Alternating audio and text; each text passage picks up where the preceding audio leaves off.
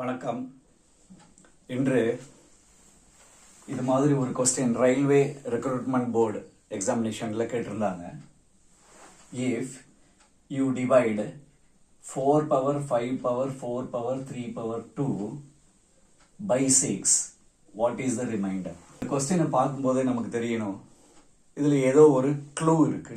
முன்னாடி ஆன்சர் பார்த்தீங்கன்னா டைரெக்டாக நீங்கள் சொல்லலாம், option D is the answer. எப்படின்னு பாருங்க. இப்போ நான் 4 பவர் 1ன்னு எழுதிக்கிறேன். அப்போ 4 தான். அந்த 4 நான் 6ஆல் டிவைட் பண்ணுறேன். What is the reminder?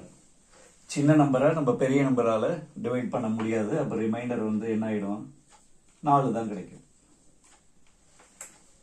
இப்போ 4 பவர் 2 பார்க்குறேன், 16.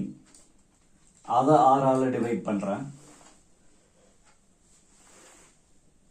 6 12. அப்போ ரிமைண்டர் மறுபடியும் 4 தான். இப்போ 4 பவர் 3 எடுத்துக்கிறேன், 64 டிவைடட் பை 6. இப்போ ரிமைண்டர் பார்க்குறோம், 10 60. ரிமைண்டர் 4 தான். அதாவது இதுலேருந்து நமக்கு என்ன தெரியுதுன்னு கேட்டிங்கன்னா, 4 பவர் என்ன நம்பர் வந்தாலும் அதை 6ஆல் டிவைட் பண்ணும்போது ரிமைண்டர் 4 தான் வரும் அப்படின்னு. இப்போ பாருங்க, இங்கே 4 இருக்கு கொஸ்டின்ல.